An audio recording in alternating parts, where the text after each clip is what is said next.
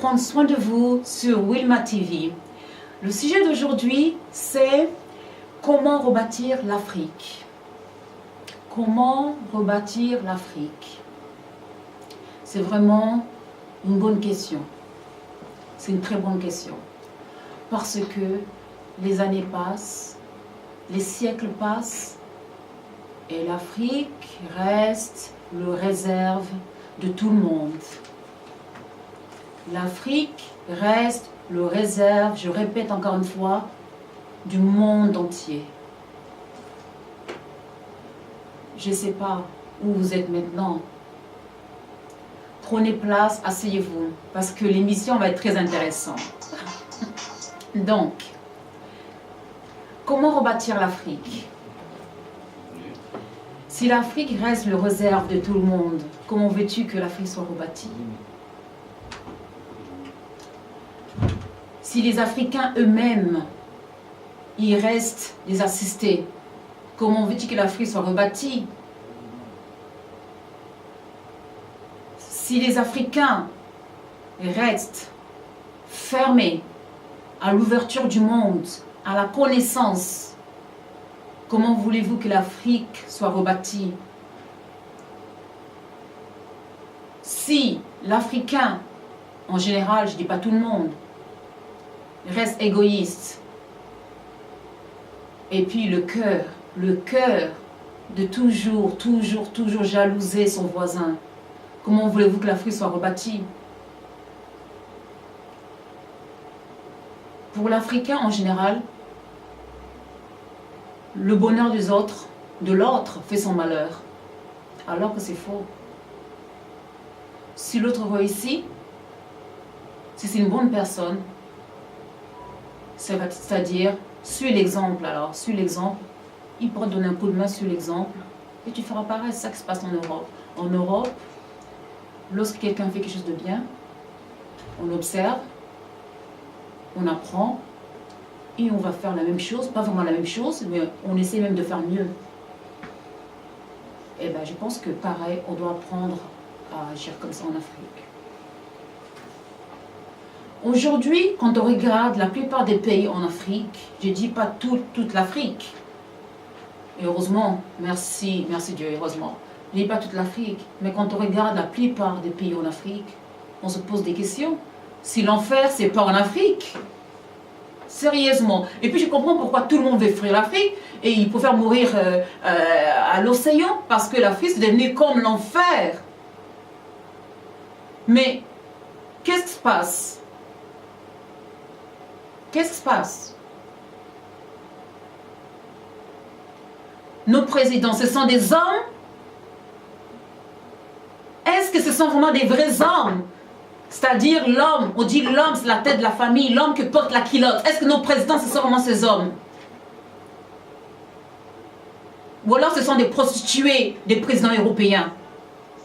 Vous ne méritez pas le titre des présidents, vous méritez le titre des prostituées des présidents européens. Parce que pendant des siècles, vous vous prostituez. Vous prostituez en Europe, en Amérique. Et vous soumettez maintenant chez les Chinois. Vous vous soumettez à toute nation. Mais où est-ce que vous allez? Elle est où votre fierté? Elle est où votre fierté? Elle est où votre fierté? Elle est où la fierté de l'homme noir? Elle est où votre fierté?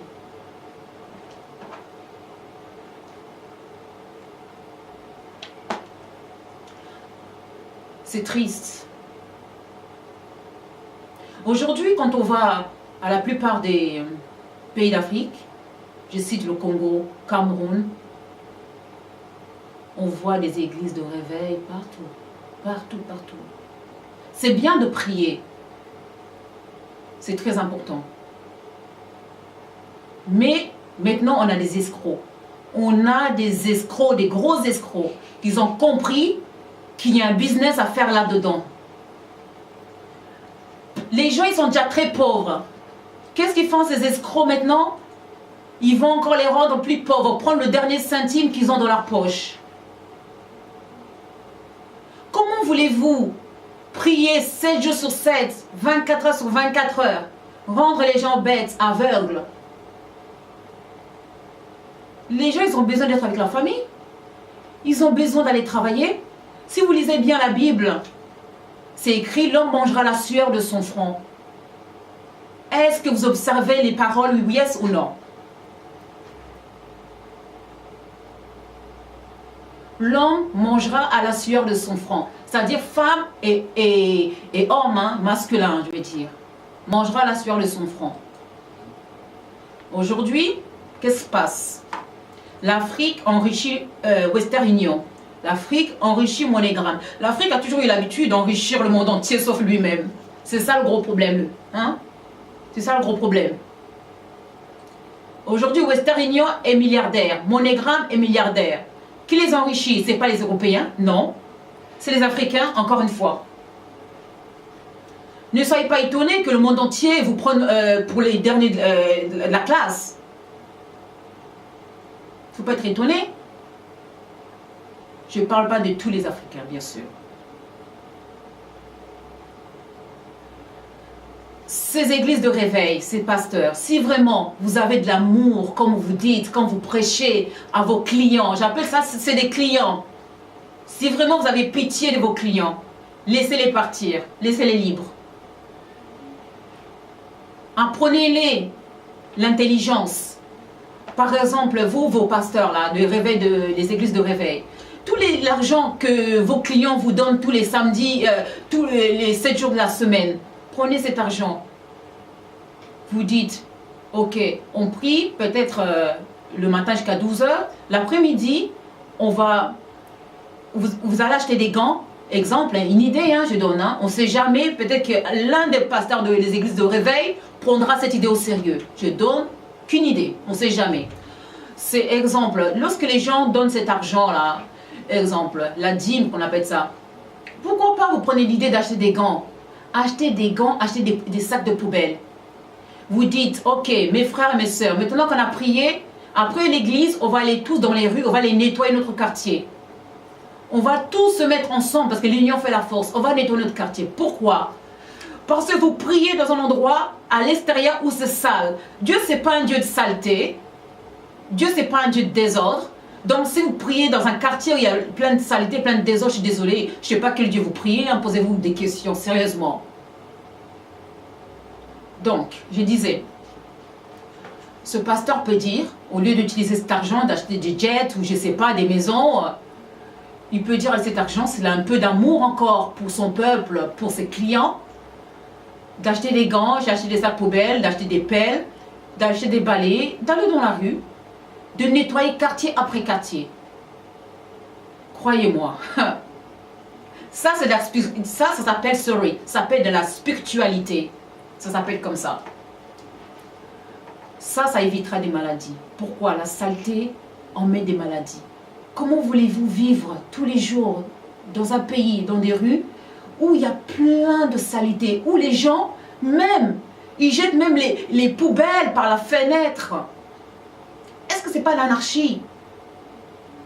Comment voulez-vous jeter vos poubelles par la fenêtre et dimanche vous allez à l'église prier le Dieu propre, le Dieu de pureté, mais vous priez le Dieu de désordre? C'est pour ça qu'il n'y a rien qui s'améliore. Allez devant le miroir, regardez-vous. Est-ce que vous priez vraiment le Dieu de l'ordre, comme on dit? Le Dieu de pureté? Le Dieu de paix? Non.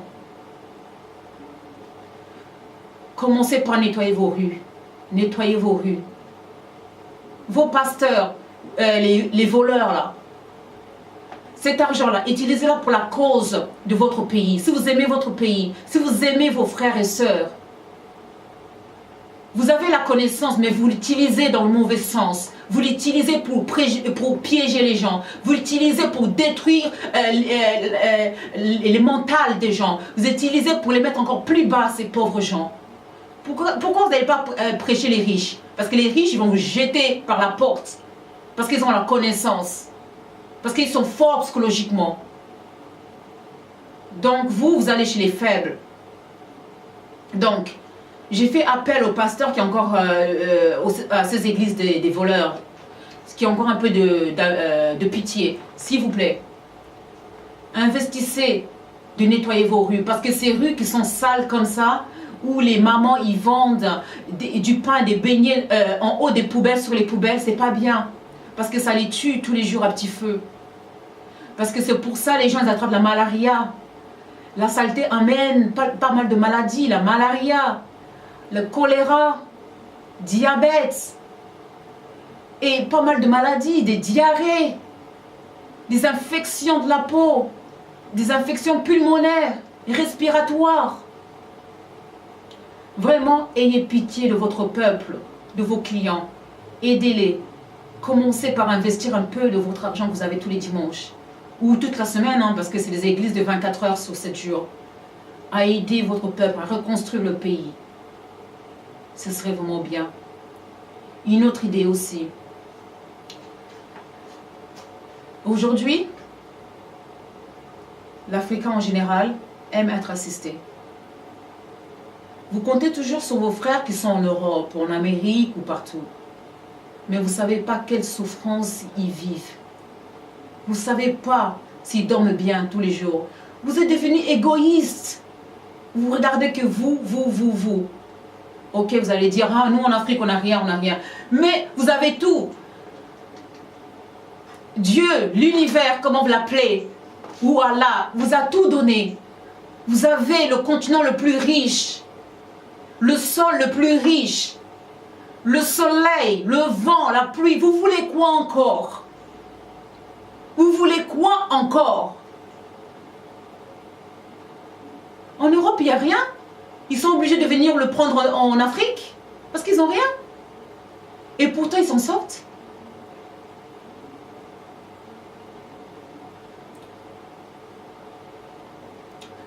Vraiment, je pense, au lieu, je comprends, hein, il y a vraiment des gens au pays, en Afrique, ou ça peut être aussi en Inde, il n'y a pas que l'Afrique qui est pauvre, hein.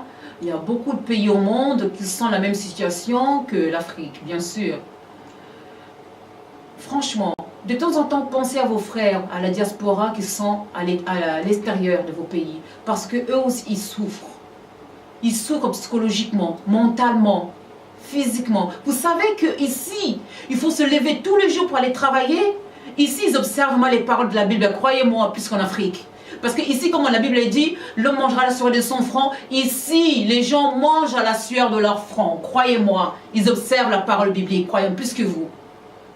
Ils se lèvent tous les jours. Il y a des mamans qui ont 5 enfants, qui se lèvent à 5 heures du matin, toute l'année, qui vont travailler pour gagner du pain, qui vont travailler le matin jusqu'à 17 heures pour nourrir les enfants. Et vous les appelez au téléphone. Maman, on veut de l'argent. Mais vous n'avez pas pitié. Est-ce que vous savez que cette femme se lève à 5 heures tous les jours, jusqu'à 17 heures? Et ici, de fois en hiver, il fait nuit très tôt. À 16 heures, à 15 heures, il fait nuit. Et il fait très froid. Surtout au Québec, où il fait moins 45 degrés. Vous voyez cette maman qui se lève, qui va travailler à 5 heures du matin, il fait 45 degrés le matin. Combien de gens qui sont en Afrique au soleil seront capables de le faire? Combien? Donc réfléchissez 2 fois quand vous demandez toujours de l'argent, moi. Ok, on peut vous aider sur des situations critiques, exemple des factures à payer à l'hôpital ou célébrer un mariage, contribuer. C'est normal, il faut rester solidaire. Mais ne prenez pas les gens en otage. Certaines personnes ici ne dorment pas. Ils deviennent fous parce qu'ils doivent envoyer de l'argent en Afrique chaque mois, chaque semaine. Vous leur mettez la pression. Vous les tuez, vous les tuez. Vous voulez faire quoi? Détruire toute l'Afrique ou quoi? Ok, vous allez dire en Afrique on n'a rien. Ok, en Afrique on a tout. Vous savez pourquoi? La nature, elle est là pour tout donner. Vous avez des fruits toute l'année, presque. Vous avez le soleil toute l'année, presque. Vous avez tout pour réussir. Mais ce qui manque, c'est du courage. C'est de la volonté. Combien de gens, ils ont envoyé l'argent en Afrique pour aider leurs frères à construire des business? Ils veulent même 2000, 3000. Ils n'ont jamais rien fait avec cet argent. Les gens se sacrifient. Vous savez combien ça coûte de gagner 2000 ici? Comme c'est dur de gagner 2000 en Europe. Et lorsque votre frère et soeur vous envoient ces 2000, qu'est-ce que vous faites? Vous allez le manger, gaspiller l'argent, acheter des conneries. Et après, vous redemandez encore de l'argent. Mais vous avez la démence ou quoi? Ben, le cabino, c'est pas possible, le cabino. Parce que vous n'êtes pas capable de prendre soin de vous-même. Vous n'êtes plus des enfants, vous êtes des adultes. Il y a un problème, il y a un problème. Vous avez tout. Exemple, je vais vous donner un exemple facile. On peut vous envoyer 300 livres pour commencer un business. 300 €. Vous avez des fruits dans le jardin. Achetez des grains. Plantez des fruits dans votre jardin. Plantez des légumes. Ça peut être des tomates. Ça peut être des choux. Ça peut être des carottes. Plantez-les. Achetez des conteneurs. Aujourd'hui, on peut acheter des boîtes partout, des boîtes en plastique partout, en Chine, partout. Prenez maintenant les légumes que vous avez dans votre jardin. Mettez-les dans le conteneur. Confectionnez vos légumes. Mettez-les dans les conteneurs. Vous avez un frigo. Achetez un petit frigo. Mettez ça dans le freezer. Et puis vendez ça devant votre rue. En Afrique, on vous laisse même cette liberté de le faire. Vendez ça dans votre marché. Croyez-moi, si vous le faites vraiment, ça va se dédoubler, ça va se multiplier, vous aurez de l'argent. Mais combien on se courage en Afrique à le faire? Combien on se courage de le faire? Ça, c'est juste un exemple qui est simple. Combien? Peu. Peu de gens. Peu de gens. Donc, à un moment, il faut arrêter. Et en faisant ça, vous allez aussi contribuer à l'économie de certains pays d'Afrique aussi. Demander, c'est pas bon à la langue. On dit, il faut recevoir et donner. C'est une sorte d'échange. C'est une sorte d'échange. Ça ne peut pas être tout le temps dans un même sens. C'est pas possible. C'est pas une bénédiction. C'est une malédiction que vous mettez sur vous-même. Vous mettez en malédiction vous-même. Réfléchissez. Vous vous mettez en malédiction vous-même. Si quelqu'un vous aide une fois, vous envoie une somme, utilisez cette somme avec sagesse. Utilisez-le avec sagesse. Pensez, qu'est-ce que je peux faire dans ma communauté? Qu'est-ce qui manque dans ma communauté? Exemple, encore un autre exemple, je vais vous donner. Exemple, vous pouvez, rien qu'avec 500 € ou 500 livres ou 600 livres, on veut dire, parce que le pound, c'est un peu plus fort que l'euro. Exemple, vous pouvez ouvrir un petit truc, un petit... près de chez vous, vous ouvrez, parce que là-bas, on ne paye pas vraiment les tasses, hein, on n'a pas beaucoup. Hein. Vous avez votre maison, vous ouvrez juste une toute petite place. Et puis, comme en Afrique, il fait très chaud, vous créez vos propres jus. Vous allez acheter des fruits au marché, vous achetez un blender, on appelle l'appareil là, à faire les jus. Vous pressez vos oranges, vos ananas et tout. Et puis, vous achetez les pots en plastique là. Vous faites des smoothies, vous faites des boissons un peu frais et tout ça. Quand il va faire chaud, les gens, ils peuvent venir de la rue, peuvent venir acheter les boissons, vous les vendez pas cher. Comme ça, les gens, ils seront tous accessibles à ces fruits, à ces jus de fruits. Vous le vendez pas cher. Croyez-moi, si vous le faites en 1 an, 2 ans, vous allez commencer avec 600 livres peut-être. Vous allez en avoir plus, ça va se multiplier. Il y a plein d'idées comme ça. Et l'agriculture, surtout l'agriculture pour finir. L'agriculture, c'est la clé du enrichissement d'un pays. La Chine s'est enrichie avec l'agriculture. Quand la Chine a commencé, elle avait commencé avec l'agriculture. Parce que la terre, on vient de la terre. La terre, c'est notre mère, elle nous porte. Elle nous donne des fruits, des légumes, tout ce qu'on a besoin, des plantes médicinales, tout ce qu'on a besoin. Il faut lui faire confiance. Si vous voulez vous enrichir, il faut commencer par la terre. Il faut commencer par prendre soin de votre terre. On ne peut pas négliger sa terre. C'est une malédiction. Aujourd'hui, je vois des gens, des Africains qui vendent leur terre aux Indiens, qui vendent leur terre aux Pakistanais, qui vendent leur terre à je ne sais pas qui. Mais, est-ce que vous réfléchissez un peu l'importance de la terre?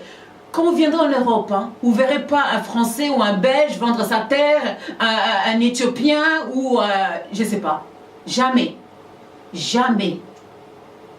Mais aujourd'hui, les Africains, ils vendent leur terre à n'importe qui. Mais vous savez, vous vendez au diable. Vous vendez votre âme au diable en même temps. Parce que la terre, c'est votre ADN. C'est votre force. C'est votre force. c'est ça qui vous unit. Vous voyez, des fois, on dit qu'il faut marcher les pieds nus pour être connecté. Il y a une sorte de magnétisme avec la terre pour être connecté. Ça nous envoie les énergies dans notre corps. Comment voulez-vous vendre quelque chose qui est en vous, quelque chose qui est votre moitié? Comment voulez-vous le vendre comme ça à des étrangers qui viennent avec d'autres énergies, qui viennent avec d'autres inspirations? Ils vont détruire votre terre, ils vont polluer vos terres, ils vont détruire votre alimentation, ils vont détruire votre future génération. Ouvrez les yeux. Ouvrez les yeux. Ne courez pas pour l'argent facile. Au lieu de le vendre, commencez vous-même à nettoyer vos jardins, à nettoyer vos terres. On va dire qu'il n'y a pas de route. Il y a toujours moyen. L'homme est toujours capable. Si l'homme veut quelque chose, il peut le faire. L'homme a toujours traversé les neiges, les tempêtes, les glaciations au temps d'avant. L'homme est capable de tout. Réveillez-vous, l'Africain. Réveillez-vous. Soyez fort. Soyez cet Africain qu'on dit qui était le premier homme de la terre. Où est le premier homme de la terre? Le premier homme de la terre a-t-il perdu la tête aujourd'hui? Est-il devenu Alzheimer aujourd'hui? Qu'est-ce qui se passe? Qu'est-ce qui se passe? Comment peux-tu vendre ta propre terre? Comment peux-tu vendre ta moitié? Comment peux-tu vendre qui tu es? La terre de tes ancêtres, la terre de tes grands-pères, grands-mères. Comment peux-tu vendre leur honneur? Comment? Réfléchissez, il y a toujours des solutions. Je peux comprendre qu'il y a des gens qui souffrent de pauvreté, qu'il n'y a pas de moyens, mais vous n'êtes pas obligé de vendre votre terre. Cherchez à travailler sur votre terre. Cherchez à produire votre terre. Achetez des grains. Commencez à planter. Commencez à planter. Ça va vous donner un peu de la végétation que vous allez revendre au marché. Tout doucement, vous allez nettoyer vos terrains, etc. Vous allez acheter des machines, etc. Vous allez voir, tout ira bien. Ne baissez pas les bras. Ne renoncez pas. L'Afrique a du potentiel. L'Afrique, en 2050, 2030, 40, aura la population la plus nombreuse au monde. Il faut acquérir la sagesse. Sinon, beaucoup vont mourir. Beaucoup seront détruits. Parce que par manque de sagesse, l'ignorance engendre tous les fléaux. Il faut faire attention à ce que vous mangez, à ce que vous buvez. Parce que beaucoup vont mourir avec ce qu'ils boivent, avec ce qu'ils mangent tous les jours, avec les médicaments que vous ramènent de l'extérieur à l'étranger. On a tout en Afrique. Il faut faire confiance à nos frères et sœurs. Et ils ont la connaissance de travailler avec la forêt, avec les énergies de la forêt, avec l'eau pure de la forêt. Mais nos grands-pères, ils le faisaient. Nos grands-pères allaient dans les forêts, ils travaillaient, ils écoutaient les énergies de la forêt, comme on dit, pour notre... Ah, où est-ce qu'on est? On avait des médicaments, exemple, si une femme elle souffrait des problèmes du ventre, on lui mettait juste la racine, la poudre, une goutte, les maux de ventre disparaissaient. On a tout, on a les médicaments pour nourrir le paludisme, on a même les médicaments pour nourrir, pour arrêter le HIV, on a même les médicaments pour arrêter le cancer, on a même les médicaments, tous sont les médicaments pour guérir, on a tout. Les forêts africaines sont remplies, les forêts d'Afrique sont remplies de richesses incroyables. Il faut protéger nos terres, il faut protéger nos forêts. C'est ça nos richesses, c'est ça l'Afrique. Donc, faites attention à ce que vous mangez. Faites attention où vous vivez.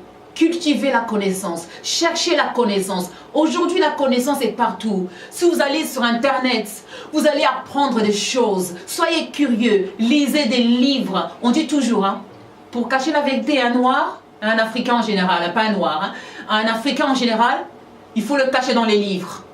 Parce que l'Africain en général ne lit pas. N'aime pas lire, n'aime pas faire des recherches, n'aime pas chercher la connaissance. L'Africain écoute toujours ce qu'on lui dit et dit Amen, Amen, oui, oui, oui. Sans aller faire de recherche, sans chercher la vérité. Il avale toujours tout. Il est temps d'être responsable, de faire ses recherches, de réfléchir à ses actions. Chaque personne peut faire quelque chose. Si l'Afrique doit changer, chaque personne doit contribuer au changement de l'Afrique. Moi, j'attends de le faire. Là, le message est en train de passer, c'est une de part de mon action pour aider l'Afrique. Et je fais d'autres aussi, bien sûr. D'autres actions que je ne vais pas énumérer ici. Mais chaque personne doit contribuer à faire quelque chose. Ça peut être une toute petite chose ou une grande chose. Tous ont de la valeur. Donc, il faut se réveiller. Il y a du travail, il y a de l'espoir, mais, comme on dit, l'homme mangera à sa poussière, à la poussière de son front, excusez-moi. Et ça, il faut bien se le mettre dans la tête. Merci à tous. Je vous souhaite une très bonne soirée. C'était Lydia Rose dans votre émission Prenez soin de vous sur Luma TV. Merci, bonne soirée et à bientôt.